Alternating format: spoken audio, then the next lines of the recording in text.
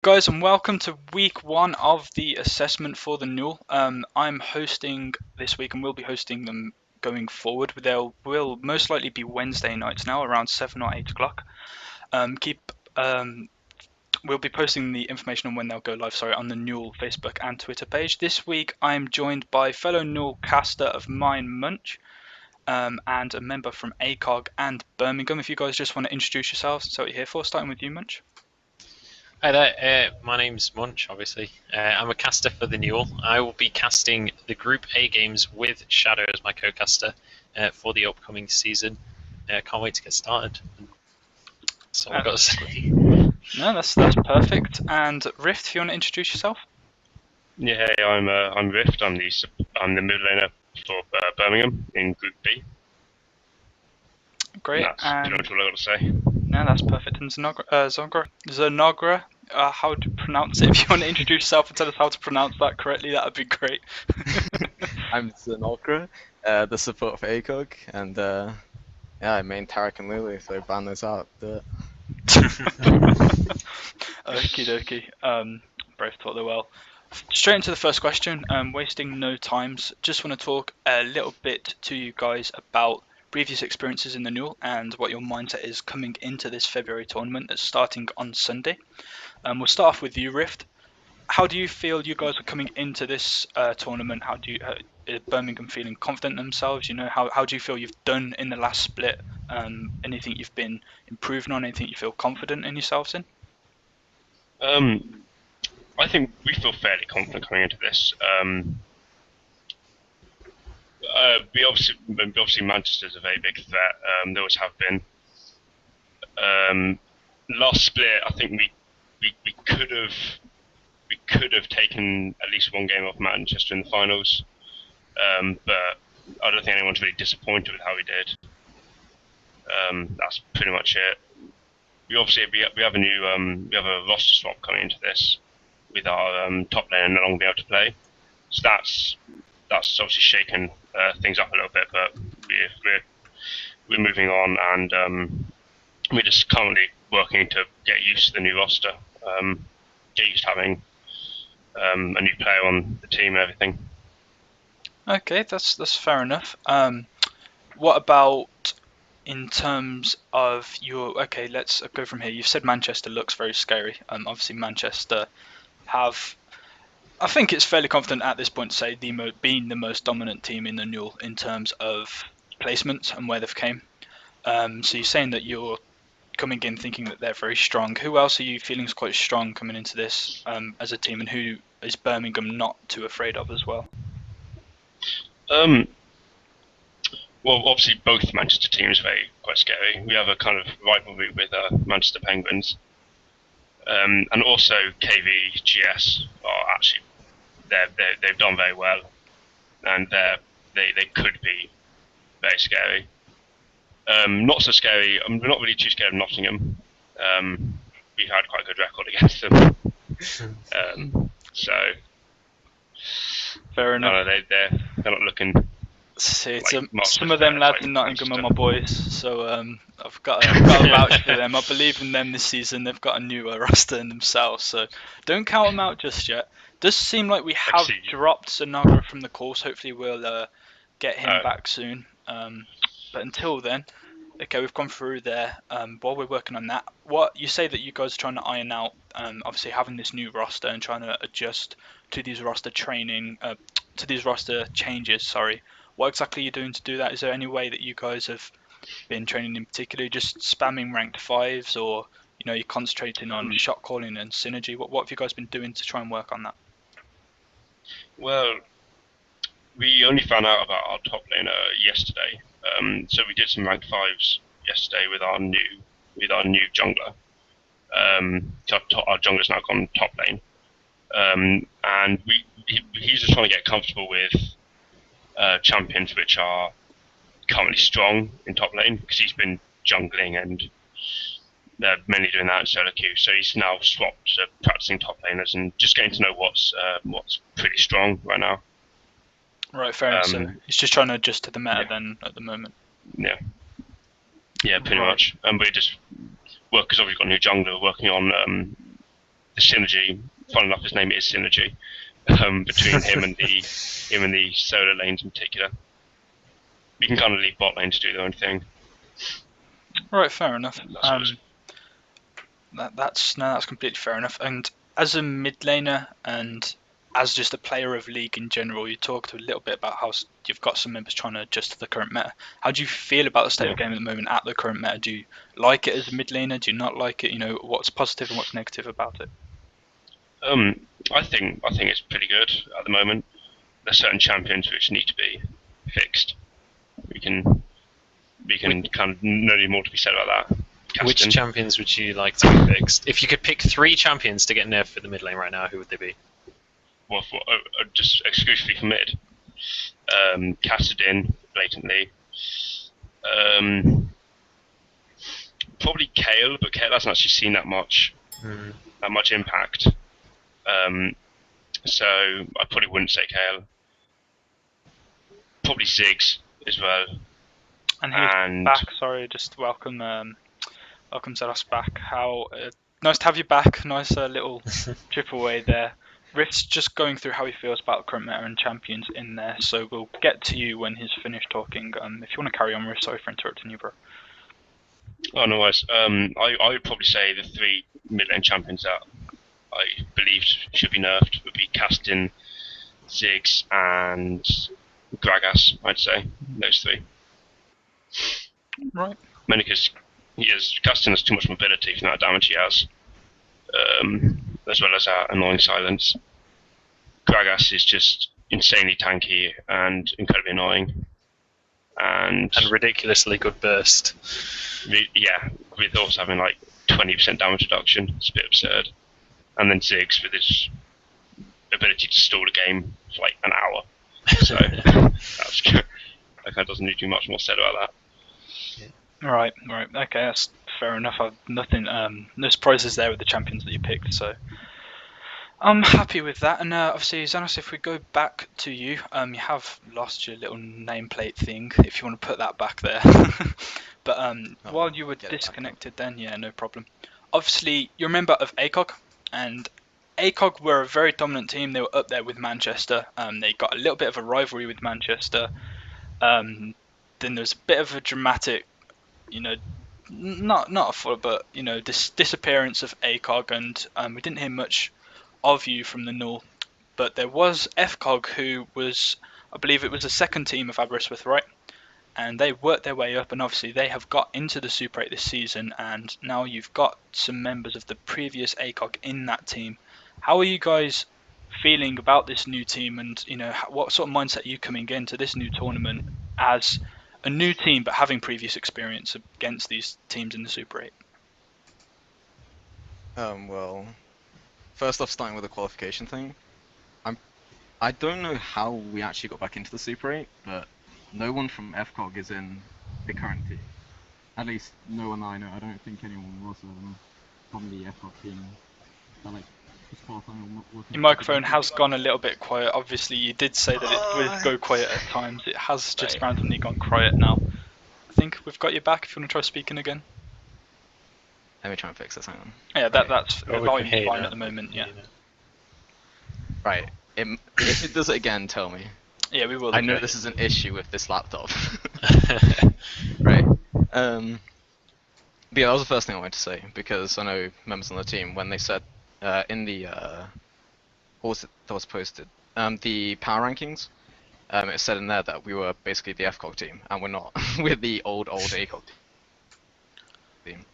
In terms of threats and history, obviously Manchester was the team that blocked us from last season winning the championship, and I'd say last year was close, but in the finals we didn't put up a good showing, so we kind of had a rivalry that started off. Gone a little bit quiet again, bro. You sort of sound like you're falling down a lake, and it's just getting quieter and quieter there. So I really don't know what causes it. Like, there's no setting.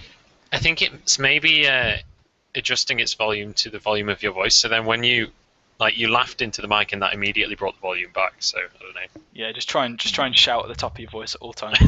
So it's just that you is the full member of the previous ACOG. Obviously, we saw what you guys are fully capable of. There is a few teams in the Super 8 at the moment that weren't in it when you were previously inside. So Nottingham A, were KVGS Kittens in it previously? I don't think they were when you were in, were they? I don't think they were, no. Yeah, KVGS were. Oh, they were. Okay. At least we've played against KVGS once or twice. Right. Okay. But this Nottingham A team, and I think there is one or two others, I believe. But how do you feel coming in? You know, what teams are you fearful? Obviously, you said again Manchester. You've always had that rivalry with. You're saying you're feeling confident to face them still now. But is there any other teams that you're feeling a little bit worried about facing, or you don't mind facing? You feel that aren't necessarily as strong as the others? Well, in the last assessments that we went through, I mean, I was saying that towards the end of last year, previously around December time, it had always been just ACOG and Manchester. There was no real competition there. It was always, if we were opposite sides of the brackets, that was the finals. There was no, I don't think at any point was there an upset where either of us went out earlier, unless like, I think maybe we did. That's fair to say. We are slowly losing you again. But no, that is fair to say. ACOG and Manchester were definitely the two dominant forces, and it may even be fair to say that when ACOG went, Manchester argued, that they said they weren't really left with any real competition. Obviously, last split we did see some strong showings from the second Manchester team, from Manchester Penguins team from Birmingham, and we did have teams step up. But originally, when you first left, Manchester said there wasn't any real high competition. The teams have all stepped up now. We've seen Birmingham do great last tournament, and we've seen Manchester Penguins do really good as well. How, other than them, do you feel that you can just come into this, even though you haven't been in the NUEL for a while, you can come into this and just straight away go back to your former glory then?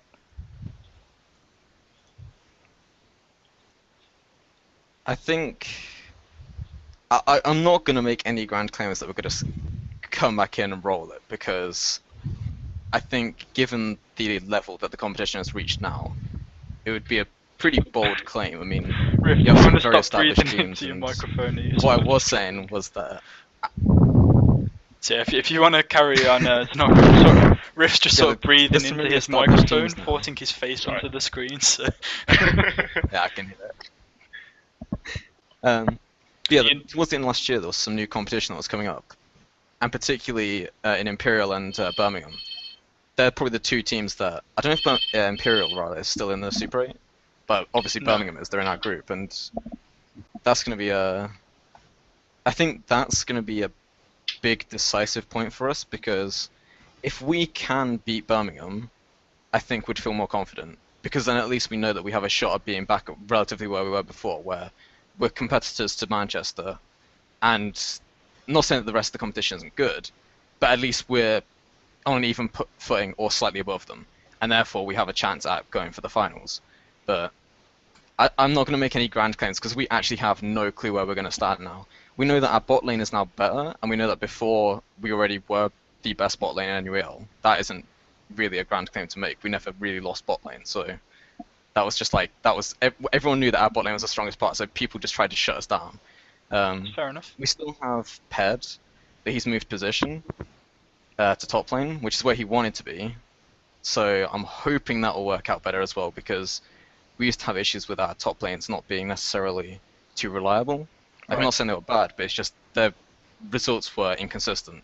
So some days, they'd be really good and just dominate top, but then other days they'd just completely fall over, and they wouldn't really communicate too much either. That was one of the big issues we had, was we just had a real lack of communication with top lane. So we have a very select champ pool, I would say, for our mid lane, but it will work. It should work. And our jungler has some interesting picks too, but we haven't really practiced as a team yet. We're only just now forming as a team. I mean, I only just became available again for NUEL pretty much 2 weeks ago, so we haven't really had time to put anything together. So first week, again, I'm not making any grand claims. Maybe as it on goes, but first week, I'm not so sure. Well, you're definitely not going to have a gentle and welcoming entrance to the NUEL, as your first match in the first week is against none other than Manchester. And that is going to be our first game on Sunday, guys, so make sure you tune into that, because there's a lot of hype around that game, and that's going to be a really good game to see the state of both of those teams. By all means, the loser is not definitely going to come out weak, because both of them teams are going to be really big powerhouses, but it's going to be a great way. So how is the team's mentality in going against Manchester straight away in the first game in week 1? I don't think we care, to be honest. Fair enough. We know the groups. It's the Super 8, like I said, the competition's gone up. So, to be honest, I think, like, I personally feel better about facing arguably the best team straight away, because then, again, it just lets you know where you are. Yeah. If we get completely rolled, then we know how much we need to improve. If we give them a decent fight and we lose, then, we know we've got something there. And if we beat them, well, that's fun. That adds a whole new layer to it. Yeah, So. definitely. You can ride that wave of confidence through the coming weeks, I'd imagine, if you do have a good result against Manchester in the first game. But that's great to hear. Obviously, you guys got a bit of practicing to do. If you've just said, you've just come in and you're just working together as a team, hopefully that previous experience will help out. Towards the end, obviously, there was a few rumors that you had a few disputes within the team and that you said yourselves. I'm guessing now you've sort of ironed that out and you're all communicating a bit better in that. If ironed out means completely got rid of the problems, then yes. Perfect, that's great to hear. That's perfect to hear. Well, I say there were problems. There were just basically, we had 2 members of the team before who either didn't wish to play anymore, or playing was obviously a detriment to whatever else they were doing. And in particular, our jungler, it really affected his education because he was playing League too much. So I think it's completely fair enough that he dropped out. I mean, that's why we actually dropped out of the first week of the rehash back in, what was it, October when the first tournament was? Yeah. That's why we dropped out, was because literally in the middle of practice, our jungler just said, I can't do it this year, I don't want to fail again, and just left the team speak, and that was it. We were just done with practice there and then, and the team just collapsed, so it was just completely sprung on us. Well, fair enough. So, and obviously, we've managed to bring back another team, but we'll see how it feels. Definitely, that's the main thing, and as I said, not a welcoming start, but we're really excited to have you guys back and to have more competition in the Super 8. And as we said, all of the teams in the NUEL, not just in the Super 8, in the Open Division, in the Second Division, everyone really is stepping up. So we really expect nothing but great games from the whole of this tournament. In terms of, you've said that you guys haven't really trained that much as a team as of yet. If, as and when you do start training before Sunday, what is it you guys will be doing? You just be doing ranked 5s, just working on your communication and shot calling? What are you guys going to be focusing on? What do you think is your main weakness that you need to work on right now as a team?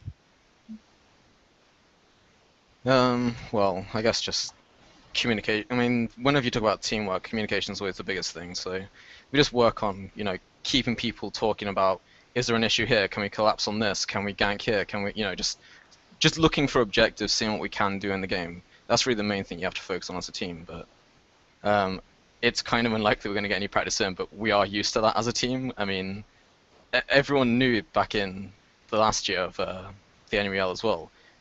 We aren't a team that particularly practiced too much.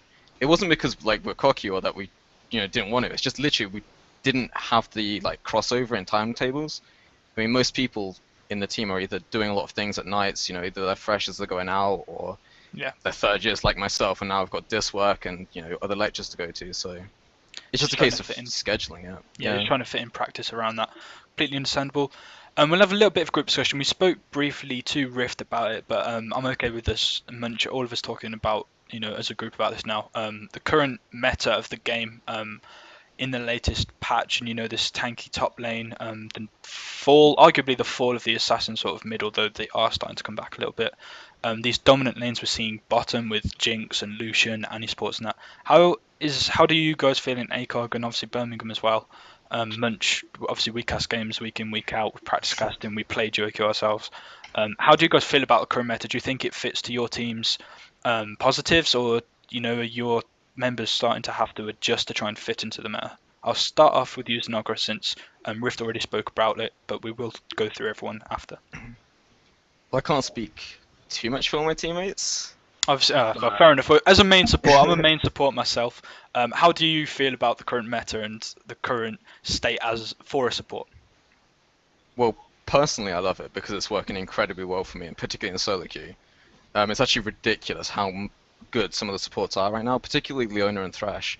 The two of those, I would be incredibly surprised if they're not banned against us, because I mean, I've got like, well, 65% plus win rates over like 40 plus games on both of them, so people should be scared of those. It's like, they're so dominant in lane, and they're so dominant in team fighting, and they have no real bad point in the game. Yeah, and they both kind of stalemate each other in lane. I mean, Thresh wins early, but then Leona wins late, so it's just, if Thresh gets banned and Leona's open, that's suicide.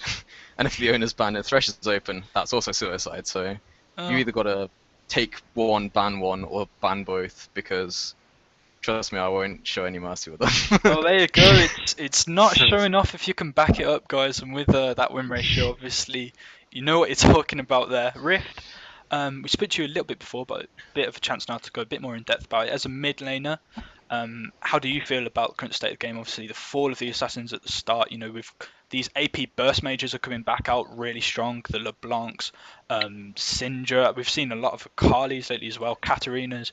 The AP, not all, you know, common, but we've seen the burst AP mages rise up and the assassins fall down a little bit. How do you like the current state of mid? I absolutely love it.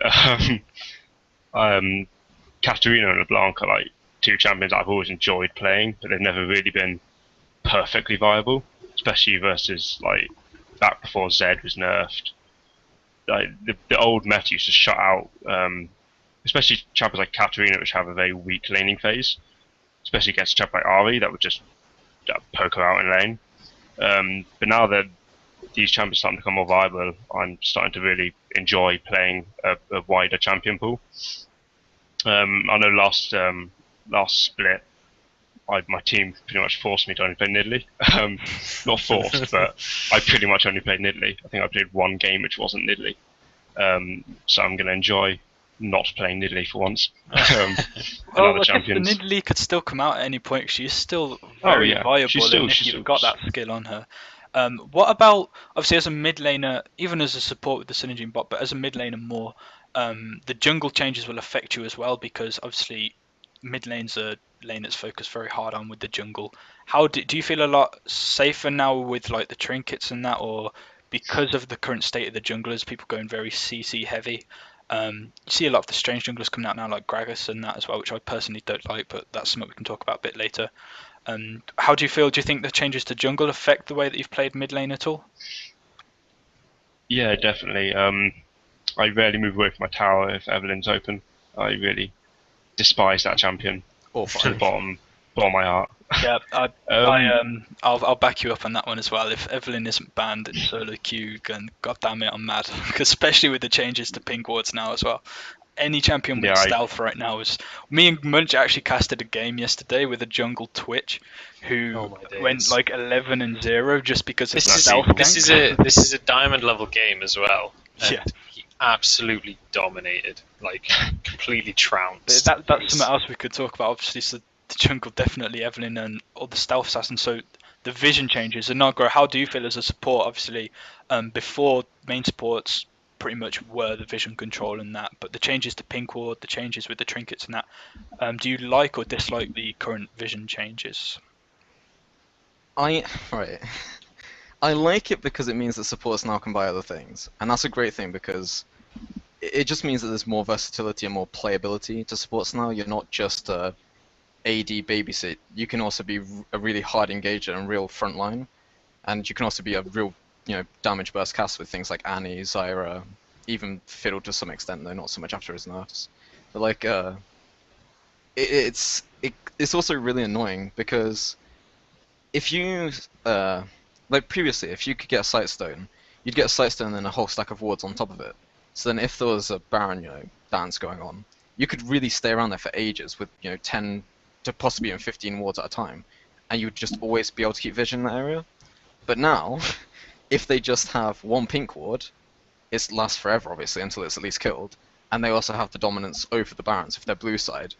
Blue side? Yeah, blue side. It's much easier for them to then keep control over that entire zone, so you can't really move down into the river area. And it just means that they will just always have the advantage on that Baron side when you're trying to get vision. And it was frustrating because that's one of the things I used to have a real edge on, I think, anyway, was being able to keep Baron control. Yeah. But it's much harder now that you can only place down 3 wards plus a pink, and it just makes it a lot more annoying in solo queue. Like in team games though, I'd imagine it's a lot easier. Because at least you can communicate vision a lot better and, you know, it saves you a lot of gold and a lot of hassle, but in solo queue it's a pain in the ass. It's the best way I can put it. Yeah, no, completely agree. And obviously with the scanners coming out of the trinkets, it's pretty standard now to have at least 2 members with a scanner, and any ward you do put down can just be cleared straight away. Munch, obviously you main AD carry. We've duoed ourselves, and obviously you guys would have had AD carries in your game or, you know, in your teams. Lucian and Jinx are the main ones I want to talk about because they've came out both really strong. I prefer Jinx at the moment because she has really great kit, especially when paired up with a Thresh or a Leona, and she can follow up with like a Flame Jumpers and just shut down someone. How do you feel about the current state of AD carries? First, obviously, Munch, for you being an AD carry main, how do you like AD carries at the moment? And do you think the changes to vision and everything with the support and the junglers change them a lot? I don't necessarily know how much vision has changed AD carrying. I mean, I have to actually buy wards now, which is always it's just always a shame. But other than that, I don't think the vision has really changed how AD carry plays out that much, really. In regards to Jinx and Lucian, Jinx I think is incredibly strong at the minute, possibly even in need of a slight nerf or maybe a tune down at least. I think her rockets with the range plus the area of effect, if you can pair that with say an Orianna ultimate and get 2 crits in a row, the whole team's like dead already. You don't even have to do anything else the rest of the team fight. And then you've got an area of effect execute on top of it that is it's an incredibly strong combo that you just can't really argue with. Disadvantages, though, obviously, you only have an escape if you get a kill or a turret. So, you know, swings and roundabouts. It's a fantastic champion if you can position yourself well, but if you get caught out, then you're going to get punished massively. As for Lucian, I feel he's got a lot. I feel like he's got so much burst, and he's a really strong champion, but I feel he's not as strong as Jinx. I think he's a really good champion, but I think Jinx offers much more range of stuff. I mean, Jinx has the burst, or not quite as much burst as Lucian, but does have very similar level of burst, can follow up on, say, a Leona or Thresh, like Zanogra was talking about, the 2 pretty much best supports currently.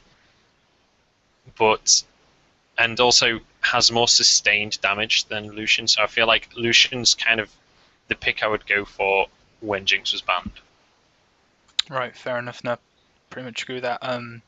Zanogra, Rift, anything to add to that, or you guys happy with that as well? Oh, go ahead. I'll let you go first. Yeah, let's You go start first, with you go first. Rift. Let's start with Rift. I'm Okay. gonna call the shots at Rift. You go first, man. I think that Jinx is definitely stronger than Lucian.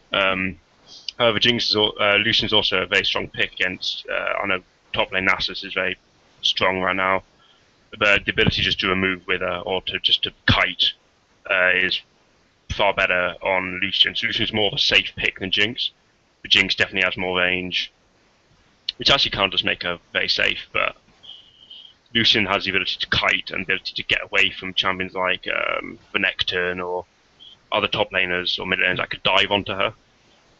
Whereas Jinx kind of has to sit there and take it and die if it's fed. Yeah, no, I agree with that. And Zanogra? Is this stream PG-13? We'll try and keep it that way for now. I don't have a bleep button, so yeah. I have a real hatred for Jinx. Let's just put it that way. Yeah, Agreed, you can use agreed. that terminology. That's She is. fine. She's just the... Like previously in bot lane, it used to be the case of most of the ways that AD carries were heading towards. It was like Ezreal plus Trist, Graves. You know, people would jump, some kind of escape mechanism. So the way it worked was, the AD carry would be your damager, but they'd have their own defensive ability. And then the support was the person who could punish. So you'd play someone like Janna who could keep people in for a long time if they engage, you know, like the W plus Q. Or you play like, you know, Thresh with the hook and flay. Like, your support was your punisher, and your AD carry was your escape. But Jinx, Jinx being the broken piece of... Yeah, she is, right? She has 2 ways to hard punish engages. So if you're not going for a complete hard kill engage, she will always win a trade. That is just how she is. You can basically only engage with her as Leona at like level 6, because unless really early on you catch her out of position, and I mean pretty badly out of position, she's just going to punish you too much with her W and her flame chompers. That you just can't really escape that unless you dodge the W and somehow manage to avoid the flame chompers, but they've got pretty decent coverage. I mean, they're a decent length of pixels across, so it's Like just half it's the really, lane. yeah, exactly. It's like it's really frustrating to deal with because you're basically forced to play a ranged support against her, and like even people like Thresh are too short, so people like Lulu work pretty well against Jinx. In fact, Lulu punishes Jinx pretty damn hard, but it's really annoying playing as a melee support against her because you can't really ever trade against her. You just have to kill her, or you don't try anything at all. And it's really frustrating if you're trying to make plays, which particularly against solo queue is just annoying. Definitely. If you don't kill her as well and you're running away, she'll just ult you. Yeah, You're exactly. dead anyway, so that's half your health gone, so you're dead no matter what.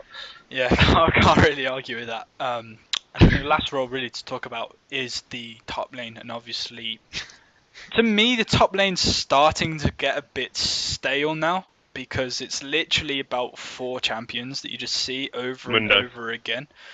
They'll always be banned out or they'll always be picked. There's pretty much no like change in the top lane lately. But other than the obvious Shyvana, Mundo, Nasus, and Renekton's always going to be in there. Is there any sort of top laners that you guys like right now in the meta, or is it literally just anyone that's tanky? Tank Gragas. Triforce, Triforce Malphite, and all that good stuff. We actually had a game yesterday, and they picked Gragas. So I was like, oh, okay, Gragas. Yeah, I'll pick LeBlanc, I guess. Pick LeBlanc. Turns out it's tank Gragas top lane. We were like, what? So even other champions are being played tank. But I think there are top lane champions which will always work if you're good with the champion and good with the matchup. Like I know this may be before the whole big like tank meta, but Westeros used to play like a Carly top, and he would do okay because he's very good with the champion, but nowhere near as strong as the Necton Mundo, especially. I hope Riot removes that champion. That's such bad. I hate him so much. And then like Shyvana as well, although she did get a bit of a nerf. It's just those super tanks are incredibly hard for you to stop if they're just running at you. Especially Mundo, who gains like 150 AD from his E or whatever it is and just whacks you on your face and slows you. You can't really escape. You just cannot run away from him ever. Just it's like it's throwing his cleavers at you, or you're slowly trying to escape. Yeah. And even I read like an article earlier from a Korean player. He was saying that what EU and NA haven't adapted is Olaf, because he's really like stupidly strong right now, and he fits into the whole run of the AD carry and kill them because you can't stop him. Yeah, Olaf, I actually really like in solo queue. If I'm forced to go top or jungle, Olaf's still really strong. The other champion that we've seen come out a lot more now in the LCS and in current games to try and counter this top meta, not directly counter it, but trying to fit in, but also be good against these tanks, is the Trundle. Do you guys like the Trundle pick? Is it anything that you guys have considered? We should try and practice this or that. And don't have to say if you have, but do you like that pick right now? I know you were talking about like hidden OPs, like champions which are strong but not actually pay that much, and Trundle's definitely one of them. The only issue though with Trundle is he just doesn't. Like, don't get me wrong, he's good for countering top lane, but the main issue with him, as it always has been, is that his engage, whilst it's alright with the pillar, it's A, not reliable, and B, not as good as other ones. Like, say, like a Vi engage. That's a real massive hard engage, and that's really going to do. He's not really an engaged top laner. If he dropped him.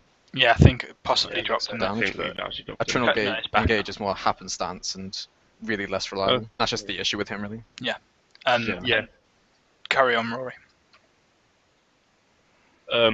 Well, he's not an engaged top laner, which most top laners now are. He's kind of like Mundo, but less of an engage. But Mundo's still an unreliable engage.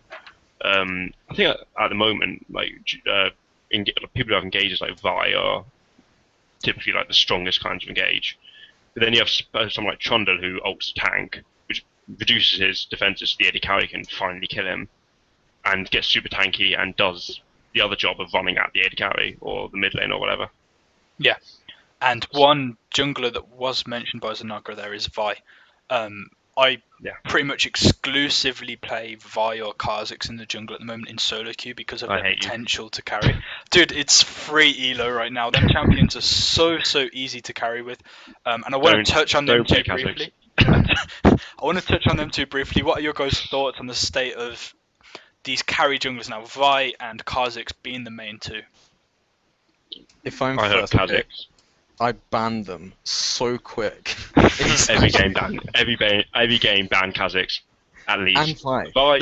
If she just camps mid just loses. What can you do against it? Yeah, it's like she can literally close from like one side of the lane to the complete other with just her Q plus ulti. And if she needs it, she can flash. Yeah, Vi is one that so stupid. People seem to know are strong, but don't actually ban. Like, they ban the Kha'Zix, and they're like, oh, I'll just leave Vi open, because either they won't pick it, or someone later in my team will pick it. And then people are starting to, pick it up first, or if they don't pick it first, then it'll get picked up straight away after. And you can build nothing but tank on Vi. You can just get Spirit of the Ancient Golem. You can build into like a random into a Spirit Visage, and you still do so much damage. If you go into Spirit of the Elder Lizard as well, which I personally love doing on her, and then build tanky, you just do so much damage without any items. It's insane. It's the max health damage on a W is just it's extremely strong, especially because it procs off her Q and her E, so you can Q auto reset and already done like however much percent of max health it is. And one of the most annoying mid lane jungle combos is Vi LeBlanc, because Vi CCs you. Meanwhile, LeBlanc just walks up to you and just kills you. And there you go, they got a fed LeBlanc on their team. There's not really much you can do about that. And if you're not dead by the end of the LeBlanc burst, then the tether just finishes and you're CC'd for another second. Or then Vi's Q comes back up, and then you're dead. Yeah, exactly. Don't worry, Zanogra. The nameplate is straight. It just shows up backwards on Google. So don't worry about that. Other than Vi, Kha'Zix, everyone else is straight. Yeah, no, yours is straight. Don't worry. Vi, Kha'Zix, the obvious top laners. We've touched on Jinx. Is there any other champions that you feel aren't being played very heavily in their role right now, but that we might see come out in the next few weeks, or champions that you feel are quite sleepers at the moment? Or secret OPs, whichever way you want to refer to it. Kale. Oh my god, Kale. Kale starting to come out now, The ability to one-shot tanks and make herself invulnerable, and or whoever's played in your team invulnerable. I picked Kale into a LeBlanc, and LeBlanc roamed and got some kills. She went to like one-shot the AD carry. I just shielded him, and she was just what? And then just I killed in like 3 hits. Yeah, she just probably just left the game. It's got such a short cooldown as well. Like someone can get caught and you can shield them, and then the next engage you'll have it back up, and they still won't die. And then you have your heal and your Lich Bane and your one shot whoever the hell you want. It's a bit stupid at the moment. Right. Yeah. No, I definitely agree with that. Kale's really strong at the moment. Also, another one I want to mention is not been played massively in LCS, but every time some of the games that Munch casted, and when we've been in a game, if it's on the enemy team, I've dreaded it. If it's on our team, I think that they're going to feed, but they always seem to carry. Is Katarina at the moment seems to do so much damage, and if she gets going, she's always been strong, but she's at the moment in solo queue. I feel if a mid laner is good with her and can use her, she's very easy and has very high potential to carry a game single-handedly. Anyone? I'm a highly avid Katarina player. I don't want to say they copied me, but before I started it, ban it. I think was it Scar who played it first? Pretty much in the LCS. Yes, it was. Scar picked up on the first LCS couple of games, and so far in Season 4, Katarina's been my most played champion. I absolutely love playing her. Very risky pick though. If you pick Katarina and they pick a LeBlanc, then you just rip you. You're pretty stuffed. Yeah. I mean, that's what I was gonna say. Really, is she works fine in solo queue, provided that you can get away with the pick. But she'll never work in pre-mid, not this season anyway. There's just way too much control and too many jumps in the game. The only way you'd ever pick her would be a counter pick. Yeah. I feel I think- she can still do okay against a LeBlanc is obviously she has great mobility, but if Katarina can somehow manage to out-roam the LeBlanc and pick up kills while roaming against the jungler or the bot lane, and secure kills that way and not get too behind in farm, Yeah. I feel she can do okay then. But definitely, The main it's a champion that's very easy to counterpick. problem with Katarina is the LeBlanc silence. It's not only that she'll push your lane, but it's just the pretty much insta-cast silence. It's just you choose to go in, so you E on, and then she just Q or W's you, or even E's. She may even just Q ult you. Just presses all And of you her buttons. Yeah, presses everything to get a silence off somehow.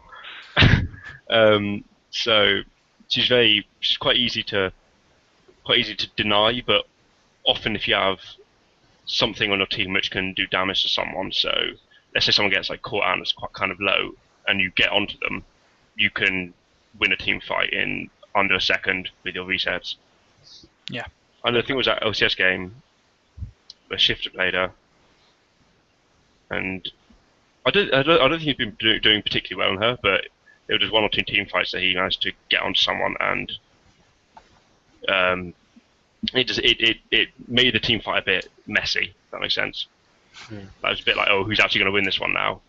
Yeah, I think one of the massive things about Katarina, especially in solo queue, is the kind of champion that you can not do anything in lane. You can just farm, and then you just need one team fight. Even if the enemy mid laner is miles ahead, you just need one team fight where you get a couple of resets, and you're suddenly back in the game.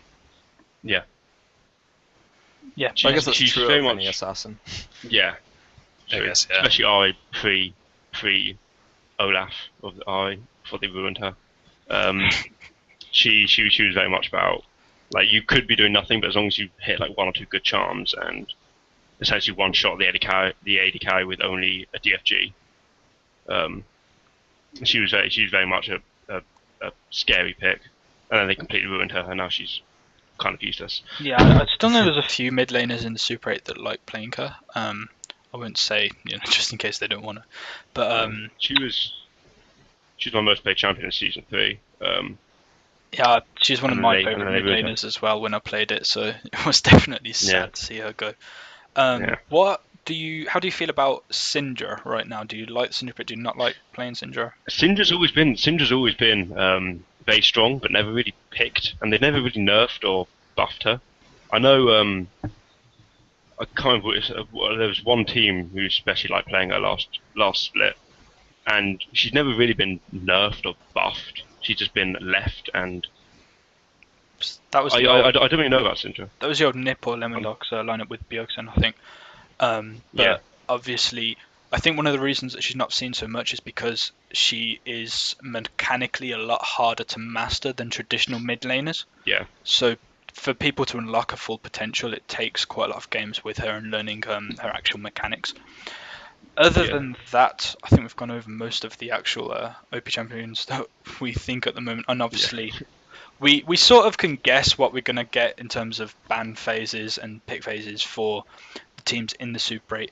Do you think your teams will be just banning general champions that you think is strong, or are any of you, going to put some research into the other teams and see what they're good with and try and target ban certain members of the team, or a bit of both? I think there'd be a bit of both. I mean, you never really know what a team will bust out. They may have like 2 games with this champion and be comfortable enough to play her well. It's just they haven't really practiced that much. And if the champion is that strong, then it will be a problem. So it depends what we feel would be strong, just as a pick, or what the person will be strong on. Right. And how do you feel? Okay, let me put it to you a different way. Do you think that a team, from looking at your previous games and that, would be able to ban out yourself or a member of your team quite easily? I'll start off by asking you that, Zanogra. Do you think that ACOG are going to be easily banned out against? You said that some of your was it you or Rift that said, sorry, that one of your members was struggling with a big champion pool and only had some champions. Are the teams going to find it easy to target ban and try and ban some of your members out, or do you think that you guys are reasonably safe? I think we're safe. I mean, I said he has a very specific champion pool. It doesn't necessarily mean limited. It's just a case of he's comfortable on certain champs, but there's others which, I mean, if you're a mid laner anyway, or at least you play mid, there's a lot of mids that just play the same way. Like, I mean, Ziggs is basically the same as Lux. Oriana's her own special little cake, but all the assassins, play their own way. They just kind of fit into groups. There isn't really. There's safe mid laners and aggressive mid laners. Yeah, exactly. There's no kind of. There's like Ziggs, Nidalee, Lux, who just sit back and poke you to death and just farm up well. And there's champions like LeBlanc, which at level 2 will just flash and kill you immediately. Yeah. But in terms of the rest of our members, I mean, bot lane, good luck ever banning us out. I mean, I can dip into my Soraka pool if you really want me to. Oh, God, the bananas. I really want to see the Soraka. I want to see that Sword of the Divine Soraka, the triple banana crit. Did you not see the ACOG highlight games from last season? Those were fun. The flying banana kill after a flash plus dash from a... Who was it? I think it was a Graves. As the bananas getting bigger and bigger and just finally KOs him. It was beautiful. Before you touch on Soraka, I want to actually quickly ask you, do you feel Soraka's in a better position now that now that supports can build these AP items? She can scale she's better? Trash now. Yeah, she would have been fine if they left her where she was. Like, if they didn't change where she was, she would have been fine. But the fact that now her E effectively costs mana, I mean, it doesn't to silence, but it does to transfer mana, and the fact that her passive was one of the best things about her. Like, are you kidding? Like, just a free 16 MR at level 1? Like, that was so stupid. Especially when the meta was starting to go towards, Zyra plus Fiddle plus Lulu, like that kind of region, that time. It was just, Soraka was starting to become a kind of nice niche pick in bot lane. But, yeah, since Season 4, no, she's just atrocious. Like, she really is. She's always been fairly strong against assassins. I don't know if someone else joined. Cool. No, I think it was just Munch joining again. I think he briefly disconnected. So Munch, you can just sort out your name really quickly. Yeah.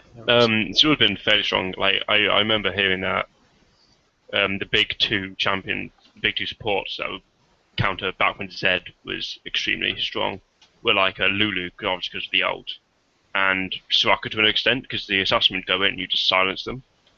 They wouldn't really be able to do Soraka much. can be good for it, but she's like. Again, she's just a niche pick. Yeah, that's the issue, is that you've got to survive laning phase without really dying at all. I mean, if you die at all, really on Soraka, if you get behind levels, it really screws you, but... Yeah. Right, that's fair enough. So we've been going for 50 minutes now. Really appreciate your guys' time in joining us here. As I said, this is going to be a weekly show going forward, so make sure you do tune in. As the weeks go on and we get the scores, obviously we have a lot more to talk about in terms of the teams and where people are. Before we wrap up in the next sort of 5 minutes, I'm just going to hit everyone with a few more questions in terms of the actual groups. First of all, I want to ask everyone, including myself, I'll go at the end. I'll start with Munch, and then we'll go Rift, and then we'll go Zanogra. I want you can be biased to your own team here. I want your predictions for winner of Group A and winner of Group B.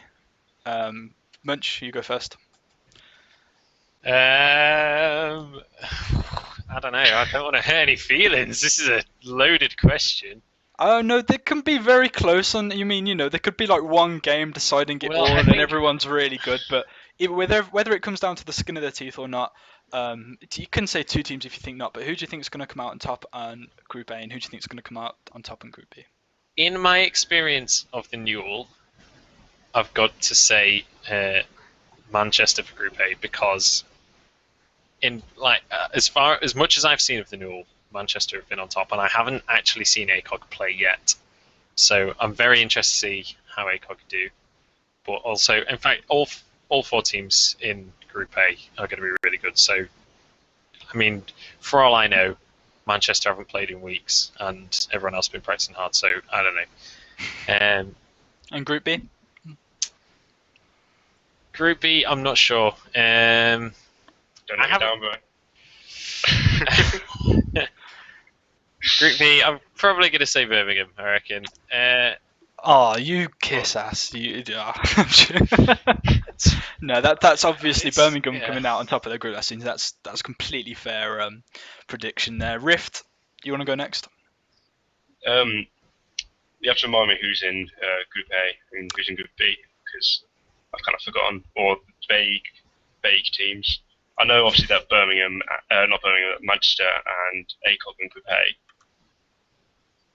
So just based on that, I think that well, I haven't really seen ACOG play, and Manchester's Manchester. They've always been extremely strong. No, Manchester is a perfectly good reason to. Well, they've always been very strong. No, definitely. I just want to go over the teams for you. So Group A is going to be Manchester, Cardiff. No, that's Group B, isn't it? Yes. No. Manchester. No. This is messed up. 2 seconds here. Group A is Manchester, us, Cardiff, and some trash tier. No, wow! Was it Nottingham? Yes, it is. Manchester, Cardiff, Nottingham A, and ACOG. That's Group A. Manchester, Cardiff, Nottingham A, ACOG. So out of them four, you're going to say Manchester. Yeah. Okay. Manchester's. You are in Group B, obviously, which is going to be yourselves, Birmingham, KVGS Kittens, Manchester Penguins, and Fragsock, who have previously been there, and they've just come back up after struggling to get back into the Super 8 for quite a while, actually. But in fact, I just want to throw that out to you because you'll be playing against them. You've played with against them previously. How do you feel about going against Fragsock? I just want to throw that to you first. Strong. Yep. Okay, fair enough. The only team we've had issues with in the past were Penguins, which is why we kind of call it a rival match. They do like to play like AP Top Janna, which is a bit weird, but yes, it's always been a bit of a. I wouldn't say they're the ones who give us much fun for our money. KVGS Kittens are obviously extremely strong. I think we went against them in the final, not finals, the tournament last split, and they gave us some close games. I know that the mid laner's champion pool is very weird.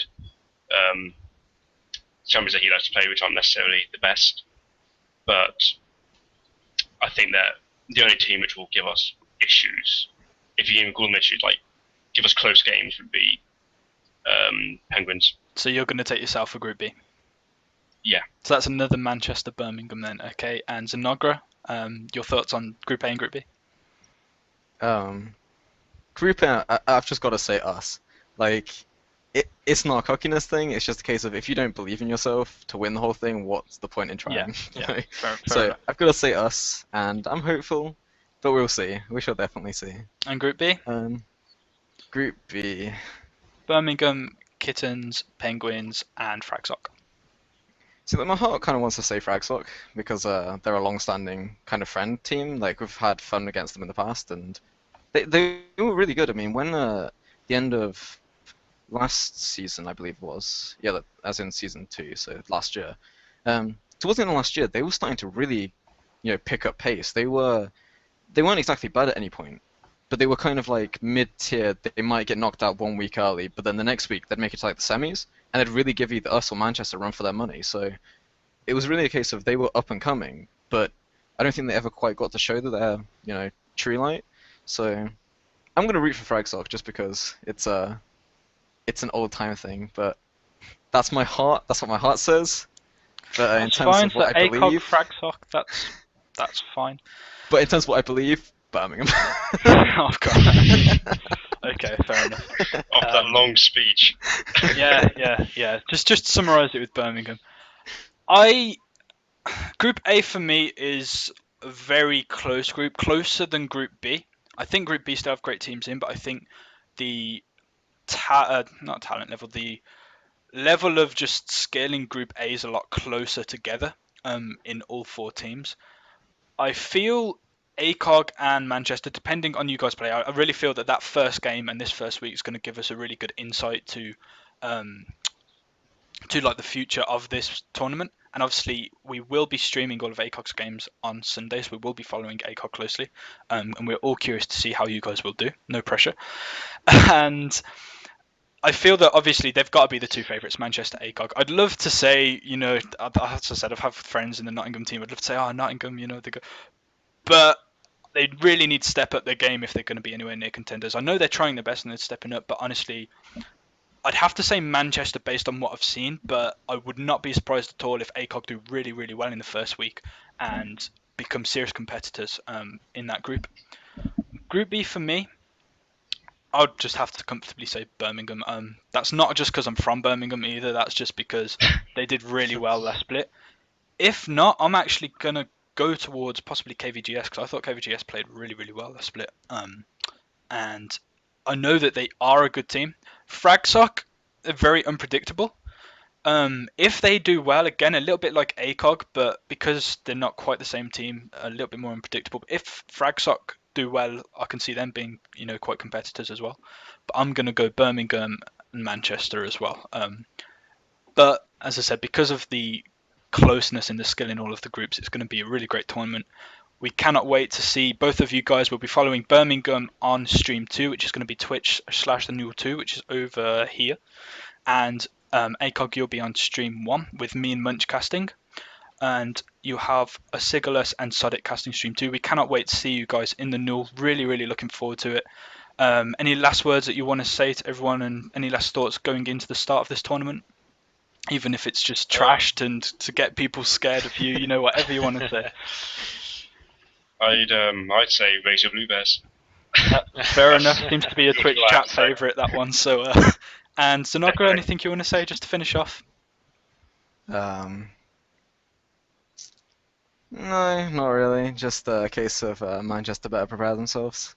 Calm, collected, and confident as ever. Cannot wait to see this ACOG team on Sunday. But can I just say, is everyone in agreement then that Group A is the harder team? Is the harder group? Yeah, I'll agree. Boosh, then we don't have anything to shame. We have no shame. Agree. Me and Munch, we can't really, we're not going to divulge in that. I just said, I believe the skill level is closer together in Group A. Yeah.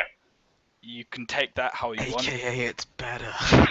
But I think the skill level's definitely tighter in Group A. I'm not going to lie and say that it wouldn't be, I wouldn't be more confident in Nottingham if they were in Group B, because I would be. Just because you're saying they stand no chance. No, that's just because of how dominant Manchester and ACOG have been.